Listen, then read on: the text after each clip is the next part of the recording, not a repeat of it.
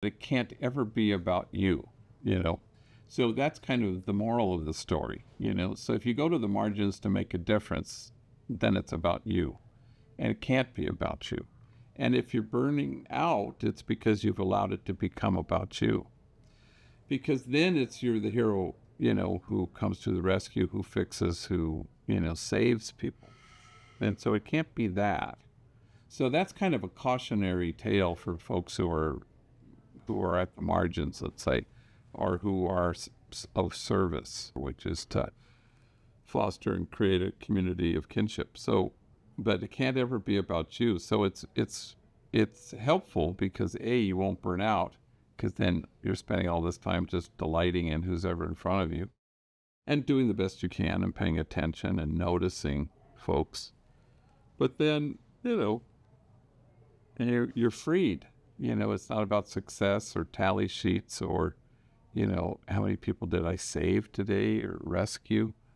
So, you know, that's kind of an important thing, you know, because it keeps you anchored in exquisite mutuality where there is no, you know, I'm the service provider and you're the service recipient. No, I don't think I ever think this is not going to work, you know, because everything here is a dose, you know, so you're giving a dose of something.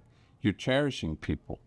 And so if it's true that the traumatized are more likely to cause trauma and damaged people cause damage, then it's equally true, it has to be, that a cherished person's going to be able to find their way to the joy there is in cherishing themselves and others. So, but we all contribute to that here. We're all given a dose. Everybody's getting a dose of this. So even if they leave and, you know, start to get high again or get popped and go to jail, it doesn't matter. They got a dose. They'll come back. We used to say maybe they'll come back. Now we say they'll be back. There's a certainty to it. So you can't predict, you know, it's like they're all going to find their way. It's just a matter of time if they get enough dose of kindness and cherishing and tenderness. So it will always work. You know, this kind of, you know, they always say, you know, what if kindness doesn't work? They say, well, you know, give them another dose, you know, and until it does, and it will. They have the ACEs, you know, the Adverse Childhood Experiences Study, yes. And it's 10 things, you know, ranging from a parent who was mentally ill to a father who was in prison to sexual abuse, physical abuse, neglect. So it's 10 things. So they say if you're 4 or 5 on the ACEs, then chances are you're going to have socializing difficulty and health issues. Virtually everyone who walks through those doors is a 9 or a 10 on the ACEs. So which should lead us to stand in awe at what they've had to carry rather than in judgment. So the hope is once you talked earlier about neuroscience, once you kind of get a sense of injury, you know, well, what if we, instead of punishing wound, we sought to heal it? And that's kind of what this place stands for. It certainly helps people. But it announces that message, even as people try to grapple with mass incarceration or whatever. You know, this says, well, what if we were to do this differently? It's a seeing issue. And how do we see this? And for my money, you know, how do you see this as God sees it? So, I mean, I'm, you know, Catholic priest, you know, and so, you know, our notion in the last 1,000 years of sin is not that helpful. And so morality has never kept us moral. It's only kept us from each other. But if we insist that it's about morality, you know, bad people doing bad things, that's why it's the least sophisticated take on crime. And it's the least sophisticated way to see what this is. If we demonize, it's always untruth. Always. If we demonize, it's always the opposite of how God sees. Always. And I think, you know, that everybody is unshakably good. Not everybody can see their unshakable goodness, but everybody is unshakably good. Everybody is born wanting the same things. We're all human beings. We all have the same last name, beings. And And then things happen. Every single person here has dealt with things that I've never had to, ever, not even close. And I'm 67 years old. I've never had to carry what they have had to carry. So it's a great equalizer. I've never met a bad person. You might think I might have, maybe, because I work with gang members. Not a single one. Once I was at FBI Quantico giving a training to Central American chiefs of police, and we were walking around, we were getting a tour. They had a whole wall dedicated to America's Most Wanted, top 10 FBI list, which is a famous list. Number 1 was Osama bin Laden. Number 2 was a kid I had known since he was 10. So people would go, whoa. And obviously he's done terrible things. But, tortured, traumatized, mentally ill, he was the whole thing. And he never chose to be mentally ill. It chose him. I don't know how to figure that out. But we're all unshakably good. And we all belong to each other, which is the second part of that.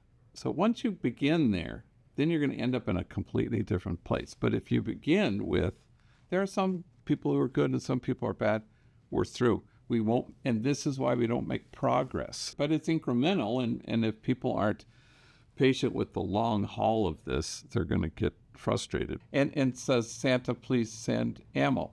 Does a healthy person do that? No. Does a healthy person, a 15-year-old, walk into a school and kill 4 people? No. Does a healthy person assault an aged Asian woman on the streets of San Francisco? No. None of it's about hate. It's about health. No healthy person has ever hated. If you have hate, then you go, I'm not well with this. And so none of us are well until all of us are well. None of us are whole until all of us are whole. Wouldn't it change only everything if our frame of reference was loving each other into wholeness? Those would be, frames that would really change how we saw things. Everybody belongs. Everybody's unshakably good. Not all of us are well at the same time. So how do we help each other? And then it's not judgmental. It hasn't touched your goodness that you aren't well at the moment. And that's the point. It doesn't touch your goodness. Mm-hmm. That would change everything, if we saw things that way. Part of the thing is we're endlessly disqualifying ourselves time. So how could I possibly connect to that guy out there in the lobby? And again, if you're the proud owner of a pulse, it's a human thing. It has nothing to do with, you say relatability, but it doesn't mean like I have to have an identical experience to yours to connect. Homies do that all the time. Like I want to, sometimes they'll say, they want to talk to somebody who, has been to prison or whatever. And I get that. I mean, there's something to that for sure, But in the end, the baseline is, can you receive people? Can you allow your heart to be altered by another? Can you be reached by people? Can you listen? Can you love them? It doesn't make any difference if I've been in prison or not, if I do all that. That used to happen in the old days, where I have a parish that has the highest concentration of gang activity in the world is my parish. So I'm dealing with gang members all the time.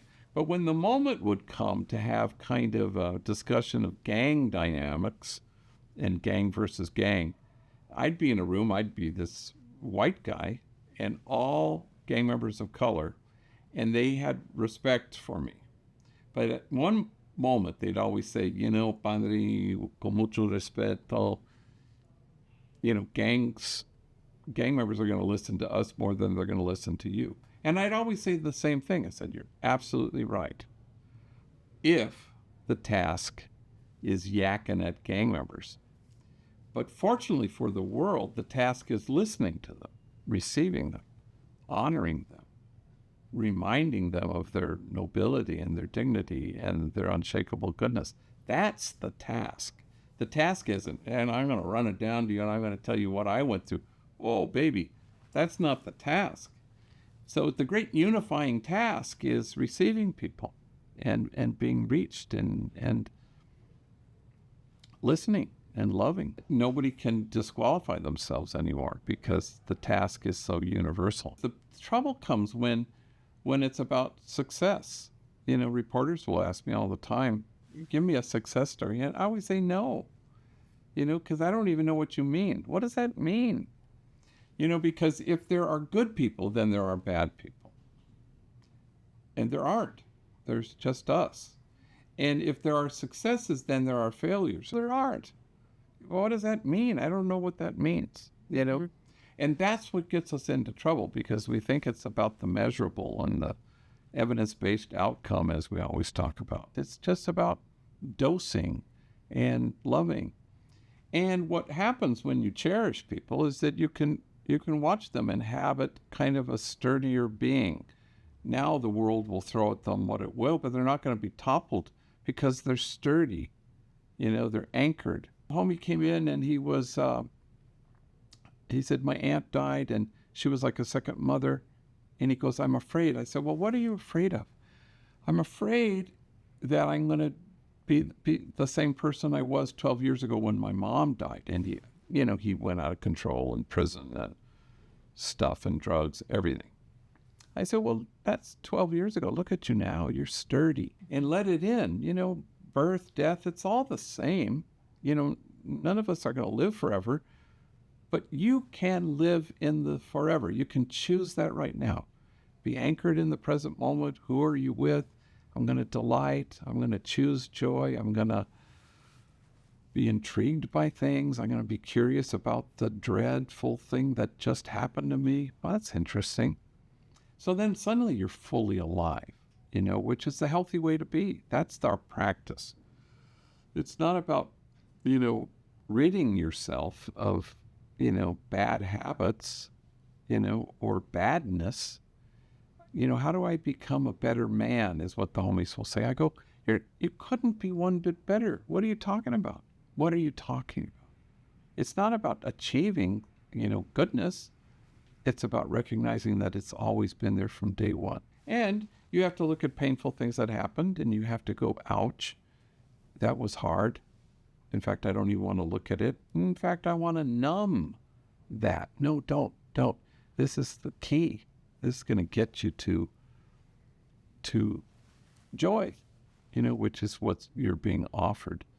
So joy has nothing to do with success or failure or who's good or who's bad.